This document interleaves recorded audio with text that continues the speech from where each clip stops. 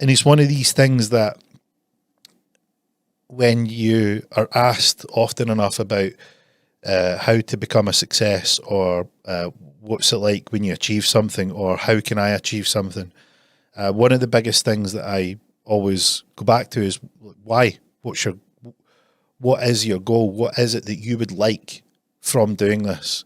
Because the surface level stuff's easy. The surface level is like cars and clothes and holidays and travel and houses and, the flash. It's like, right, great, you go and do that. You have the flash, you get some nice cars and you do this sort of stuff, great. Then what? Let me tell you why. Do you know anyone or have seen anyone who has loaded? Are they all happy? No. Have you seen someone that's loaded and is completely miserable? Yeah. Right. So surely we need to factor that in, that not money isn't a cure-all, or the flash isn't a cure-all, or the success or the cars or the glitz and the glam isn't cure-all. It doesn't cure your happiness. It doesn't bring you happiness. Sure, a lack of money, I believe, is the root of all evil. Poverty is hard. Being poor is difficult. But how is it that you go and see these tribes and you have these people that are on the beaches and they just are completely and utterly fascinated with life?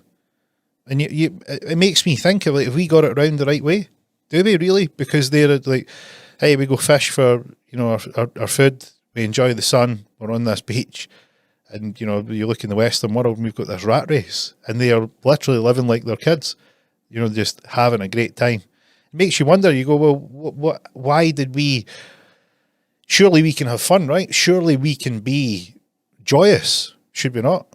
And you see a lot of press, I think to the people that I personally know that have suffered from depression and feeling down and not really sure in life. And one of the things that I always find is that when no matter how dark and how bad it is, they will remember a time when they found joy. If you can take them through that darkness to that joy, they'll remember it's a glimmer of hope.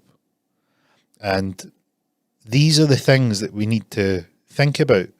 We need to get more of those, because sure, finances, investments, growth, money, success, financial freedom, amazing things to go for. Don't get me wrong, they are amazing to go out, chase down and live your dreams. But always remember to what end. Why are you doing it? Make sure that you're happy. And one of the greatest things that, see, if you don't have any money, one of the greatest things that you can do to change how you feel is help someone else. And it takes so little effort to go and help someone else, and you will be so deeply fulfilled by that. And what you're getting closer to is that feeling of being in the moment. When you're in the moment, you are present and you can sense that you have done something that is highly, highly rewarding, not necessarily financially rewarding or as monetary value, but you've just done something that felt good. That comes back to, I think, about what we do in the Western world. And I thought, well, what do we do for fun? And you see people that will climb mountains or do these Wim Hof style sort of cold water immersion or cold water swimming. That's a great one up here in Scotland, but no shortage of cold water. We don't have a shortage of that. It's always wet and a lot of the time it's cold. Don't get me wrong, when it's beautiful, it is extremely nice. But cold water is something that we are very, very abundant in. So doing these sorts of things where you can go and get in the cold water, if you haven't done it, you cannot think about your mortgage payment when you're in 2-degree water. You will not think about your mortgage payment. Who said what? She said this about such and such. What's that person's dress like? What's on TV tonight? What should I be doing this? You forget everything. The only thing that you can do is be present right in that moment. You need to concentrate.